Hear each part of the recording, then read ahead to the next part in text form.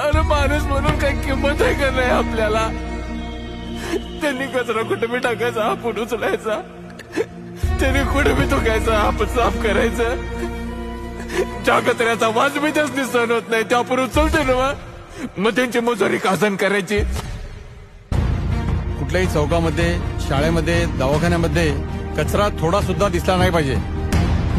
गेले 2 दिवस सिंग चौकात कचरा साचू नये. भली मोठी बातमी आली पेपरात छापून.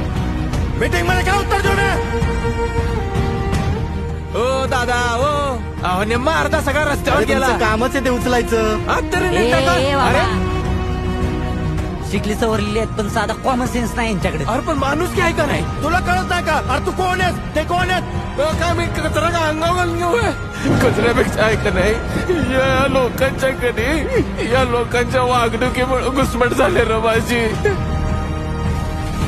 ते 3-4 लॅबचे रिपोर्ट आहेत. कदाचित थोडा अगोदर समजलं असतं तर काही होऊ शकलं. आम्ही तुम्हाला समजून घेतो, तुम्ही आम्हाला समजून घ्या म्हणजे जाईल.